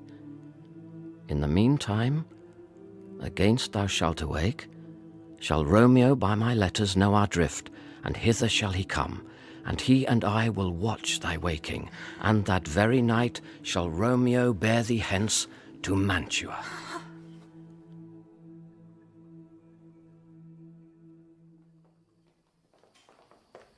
Nurse, wife, what nurse, I say? Go, waken Juliet. Go and trim her up. I'll go and chat with Paris. I make haste, make haste. The bridegroom, he's come already. Make haste, I say. Mistress! What, mistress? Juliet! Fast, that woman, has she? Why, lamb! Why, lady! Fie, you slugabed! I must needs wake her. Madam. Madam. Madam! Oh, aye. Let the county take you in your bed. He'll fright you up, i' faith. Will it not be? What, dressed and in your clothes and down again? I must needs wake you, lady.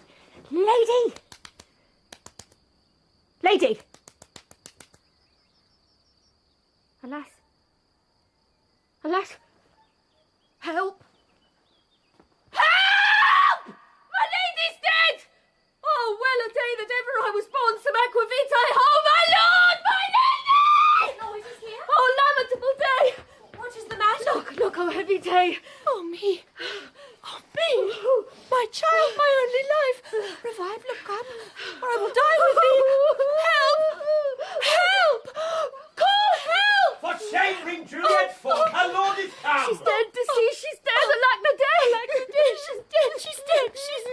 Huh? Let me see her. Out. Alas, she's cold. Her blood is settled and her joints are stiff. Life and these lips have long been separated. Death lies on her like an untimely frost upon the sweetest flower of all the field. Oh, lamentable day! Oh, woeful time! Death that hath ta'en her hence to make me wail ties up my tongue and will not let me speak. Come, is the bride ready to go to church? Ready to go, but never to return. What? Oh, son, the night before thy wedding day hath Death lain with thy wife. There she lies, flower as she was, deflowered by him. Death is my son-in-law. Death is my heir. My daughter he hath wedded. I will die and leave him all. Life, living, all is death's. Have I thought long to see this morning's face, and doth it give me such a sight as this? Accursed, unhappy, wretched, hateful day! Most lamentable day, most woeful day! Despised, distressed, hated, martyred, killed. Most miserable hour that e'er time saw! That ever I did yet behold! Uncomfortable time, why camest thou now? Beguiled, divorced, wronged, spited, slain. In lasting labour of his pilgrimage. Oh day, oh woeful day! Peace, ho, for shame! Confusion's cure lives not in these confusions. Heaven and yourself had part in this fair maid. Now heaven hath all, and all the better is it for the maid. Your part in her you could not keep from death, but heaven keeps his part in eternal life. The most you sought was her promotion. It was your heaven she should be advanced, and weep ye now? Seeing she is advanced above the clouds as high as heaven itself. Dry up your tears and stick your rosemary on this fair course, and as the custom is, in all her best array bear her to church. For though fond nature bids us all lament, yet nature's tears are reason's merriment. All things that we ordain at festival turn from their office to black funeral. Our instruments to melancholy bells, our wedding cheer to a sad burial feast, our solemn hymns to sullen dirges change, our bridal flowers serve for a buried corse, and all things change them to the contrary.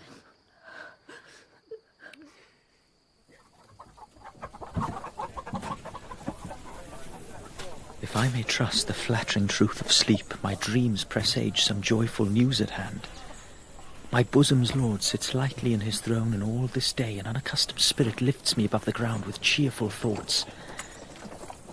I dreamt my lady came and found me dead, a strange dream that gives a dead man leave to think, and breathed such life with kisses in my lips that I revived and was an emperor. News from Verona. How now, Balthazar? Dost thou not bring me letters from the friar?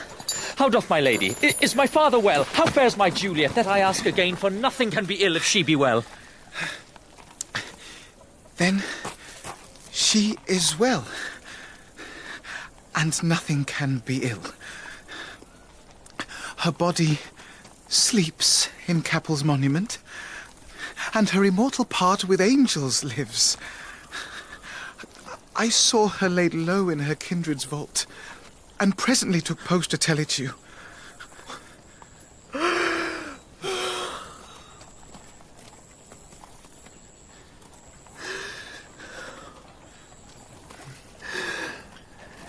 Is it even so? Then I defy you, stars. Thou knowest my lodging. Get me ink and paper and hire post horses. I will hence tonight. I do beseech you, sir, have patience. Your looks are pale and wild and do import some misadventure. Tush, thou art deceived. Leave me and do the thing I bid thee do. Hast thou no letters to me from the friar? No, my good lord. No matter, get thee gone and hire those horses. I'll be with thee straight.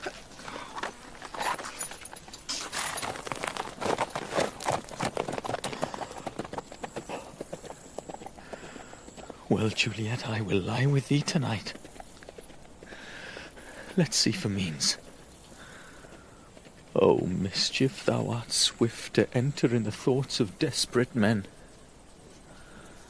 I do remember an apothecary, and hereabouts she dwells, which late I noted in tattered weeds, with overwhelming brows, culling of simples, meagre were her looks.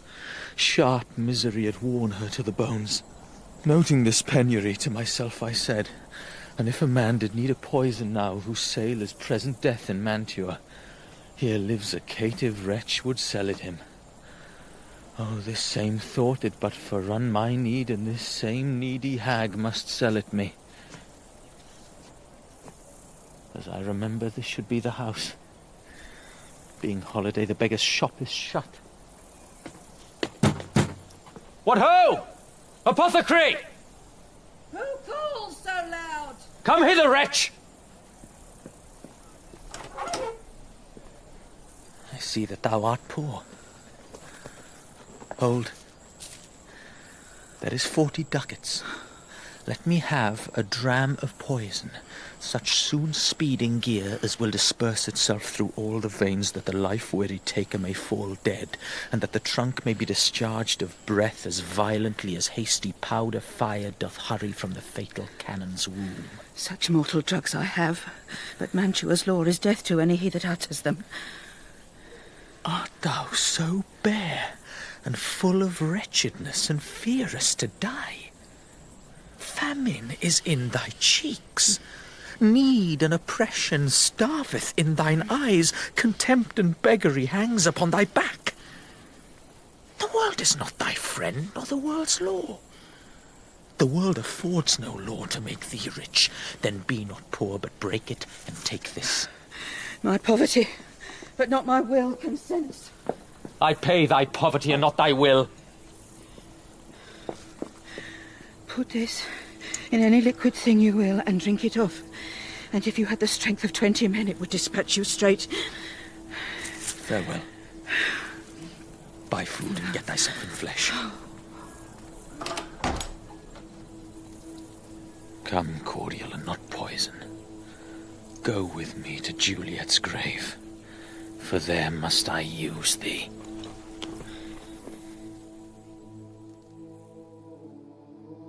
Holy Franciscan Friar!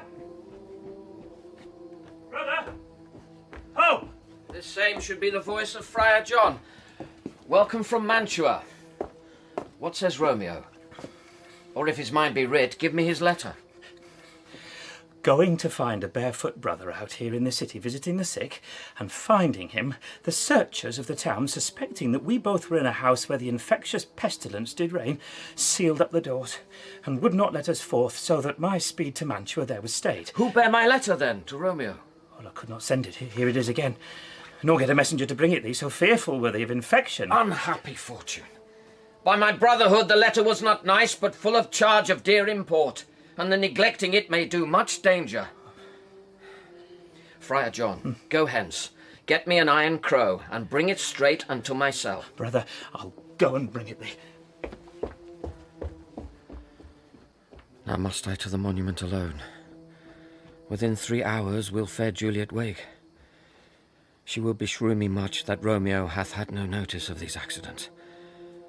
But I will write again to Mantua, and keep her at my cell till Romeo come. Poor living corse, closed in a dead man's tomb.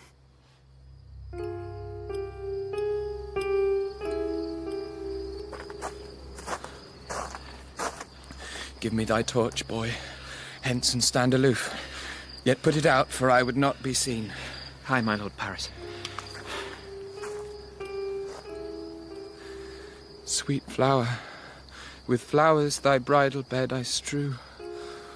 Oh, woe, thy canopy is dust and stones, which with sweet water nightly I will dew. Or, wanting that, with tears distilled by moans, the obsequies that I for thee will keep nightly shall be to strew thy grave and weep. Give me that mattock and the wrenching iron. My lord. What cursed foot wanders this way tonight to cross my obsequies and true love's right? Hold.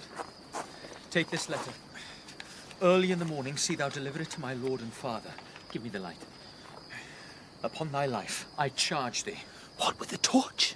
muffle me night a while. Whate'er thou hearest or seest, stand all aloof and do not interrupt me in my course. Why I descend into this bed of death is partly to behold my lady's face, but chiefly to take thence from her dead finger a precious ring. A ring that I must use in dear employment, therefore hence, be gone. But if thou, jealous, dost return to pry in what I further shall intend to do, by heaven, I will tear thee joint by joint, and strew this hungry churchyard with thy limbs. The time and my intents are savage wild, more fierce and more inexorable far than empty tigers of the roaring sea.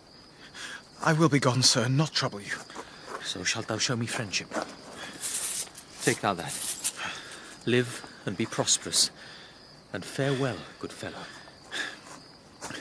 For all this same, I'll hide me hereabout. His looks I fear, and his intents I doubt. Thou detestable Moor, thou womb of death, gorged with the dearest morsel of the earth.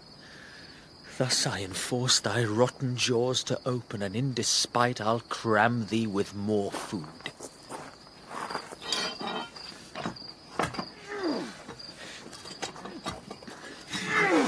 This is that banished haughty Montague that murdered my love's cousin, with which grief it is supposed the fair creature died.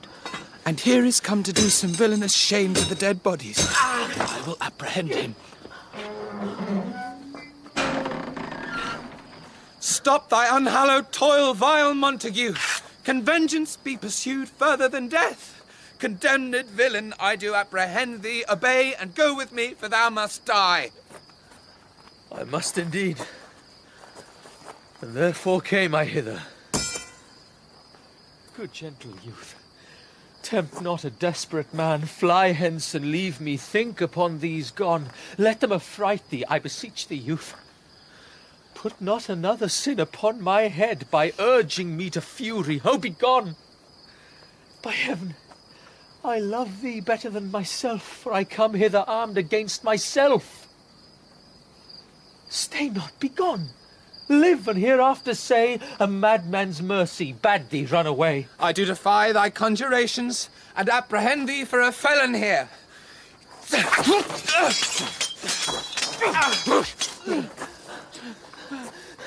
Wilt thou provoke me? Then have at thee, boy. Oh, Lord, they fight! I will call the watch! Oh, slain!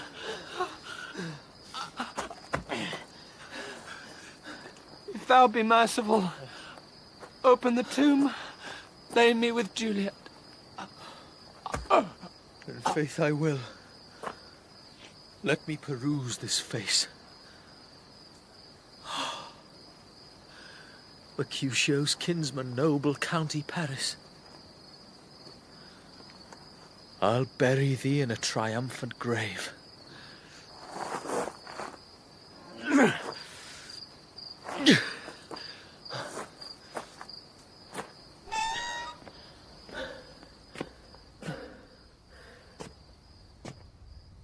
A grave? Oh no, a lantern, slaughtered youth. For here lies Juliet, and her beauty makes this vault a feasting presence full of light. Death, lie thou there by a dead man interred.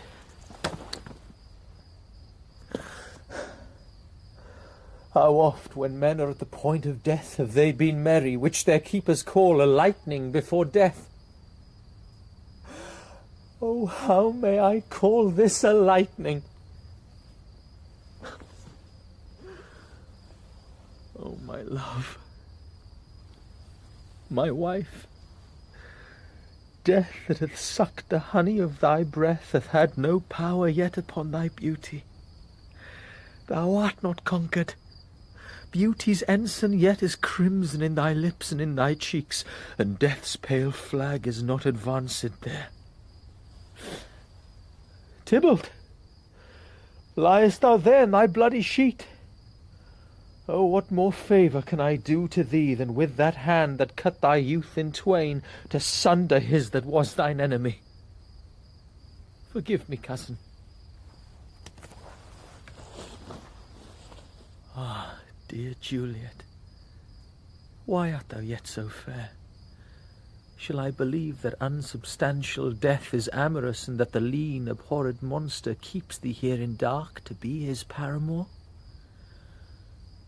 For fear of that, I still will stay with thee, and never from this palace of dim night depart again. Here will I remain with worms that are thy chambermaids. Oh, here will I set up my everlasting rest, and shake the yoke of inauspicious stars from this world-wearied flesh. Eyes, look your last.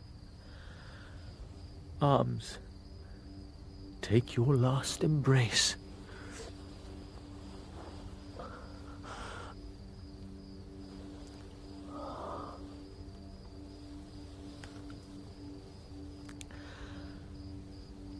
And lips, oh, you the doors of breath, seal with a righteous kiss a dateless bargain to engrossing death.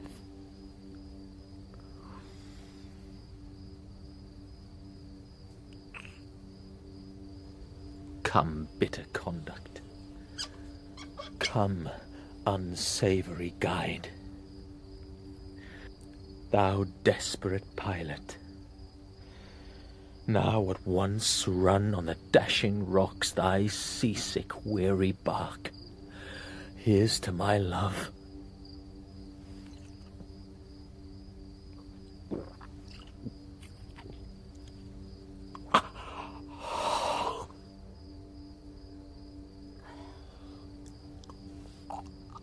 O true apothecary,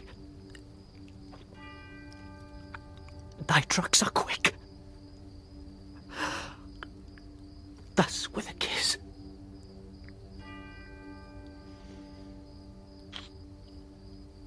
I die.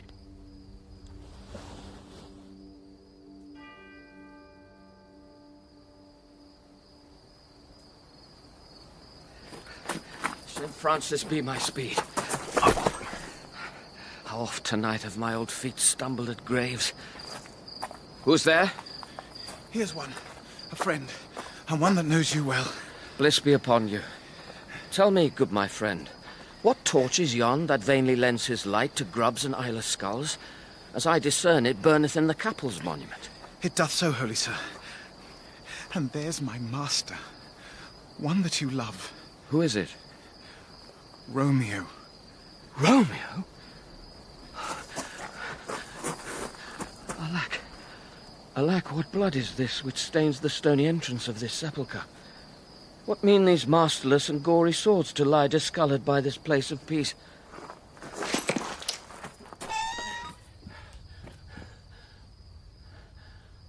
Romeo. Oh, pale. Who else? What, Paris, too? And steeped in blood? Ah, what an unkind hour is guilty of this lamentable chance. The lady stirs. Oh, comfortable Friar. Where is my lord? I do remember well where I should be, and there I am. Where is my Romeo? Oh.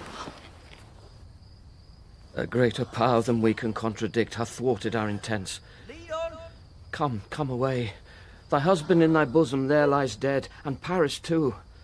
Come, I'll dispose of thee among a sisterhood of holy nuns.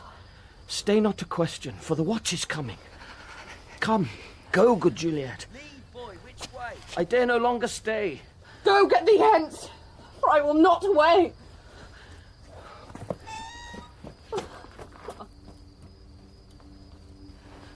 What's here?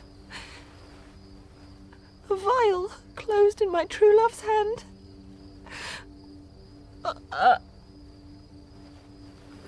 Poison, I see, hath been his timeless end.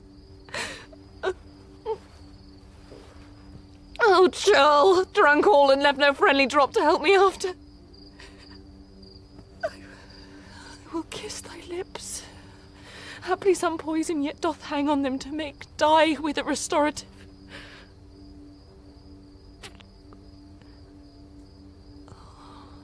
Thy lips are warm Ye noise. Then I'll be brief. Happy dagger.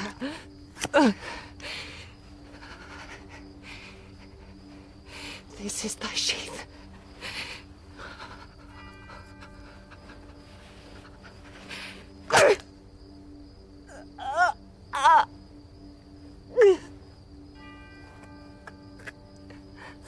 There rust, and let me die.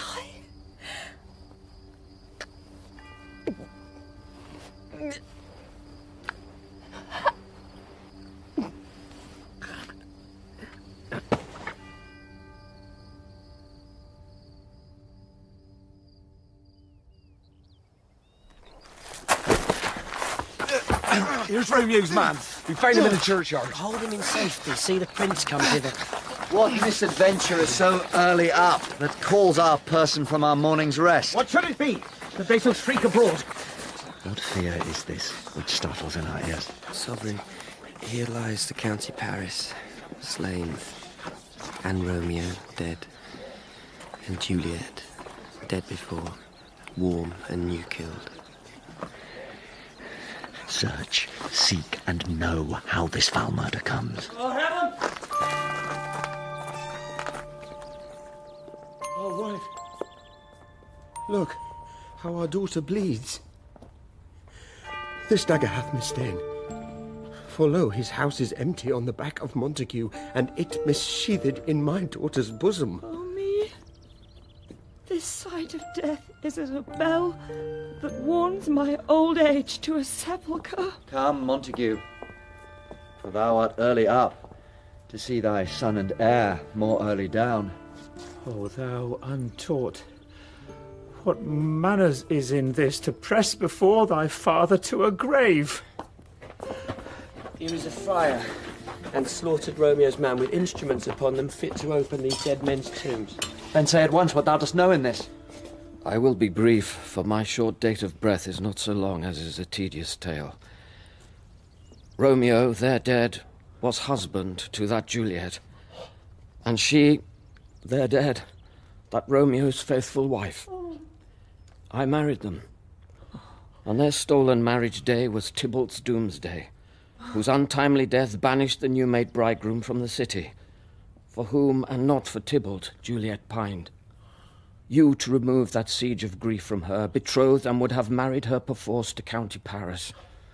Then comes she to me, and with wild looks bid me devise some mean to rid her from this second marriage, or in my cell there would she kill herself.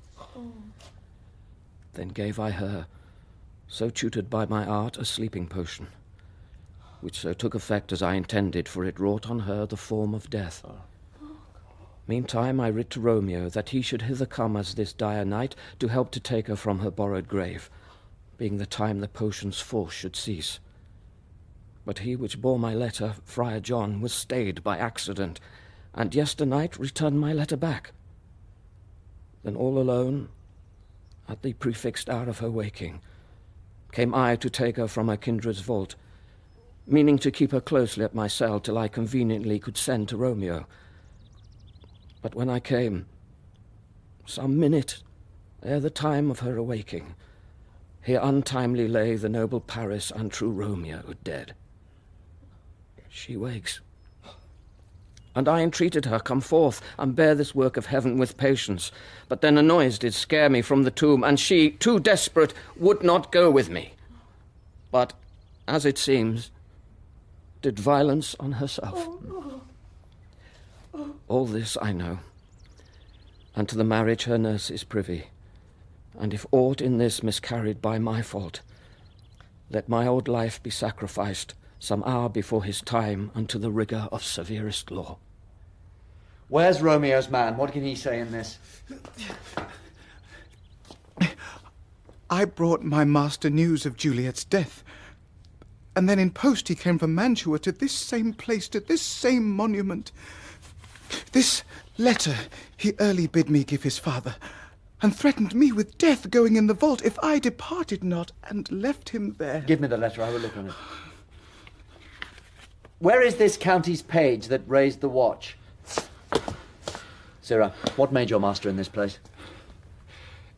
He came with flowers to strew his lady's grave, and bid me stand aloof, and so I did.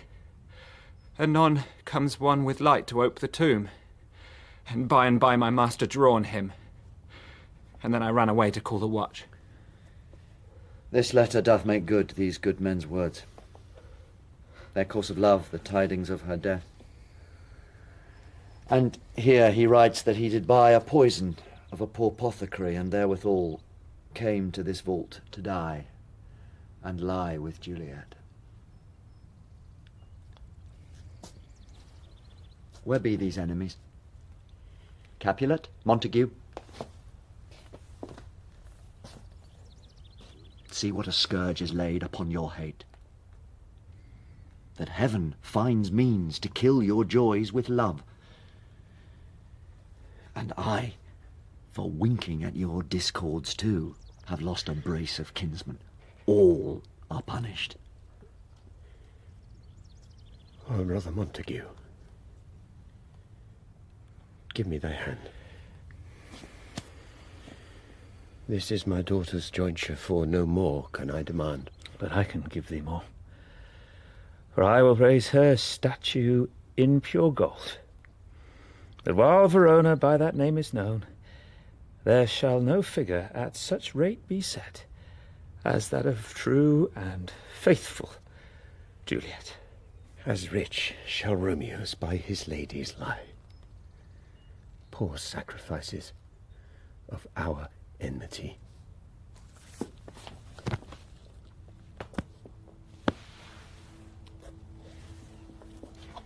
A glooming peace this morning with it brings. The sun for sorrow will not show his head.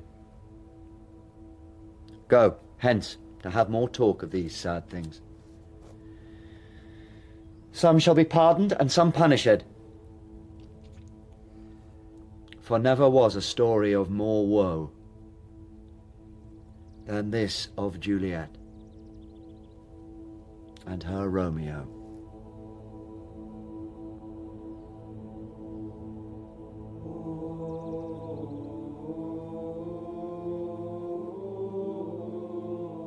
Romeo was played by Trystan Gravelle and Juliet by Vanessa Kirby. The nurse was played by Rosie Cavaliero, Friar Lawrence by Ron Cook, and Prince Escalus by David Tennant. Mercutio was Paul Reddy, Benvolio, Adam James, Tybalt, Carl Prekop, and Paris was Johnny Flynn. Capulet was played by James Lely, Lady Capulet by Naomi Frederick, and Montague by Peter Hamilton Dyer. Balthazar was Don Gillet, Gregory, Harry Livingston, Samson, Joe Sims, the Apothecary, Christine Absalom, and the prologue was Tracy Wiles. The music was composed by Roger Gula, sound design was by Colin Guthrie, and the play was directed by Jessica Dromgoole.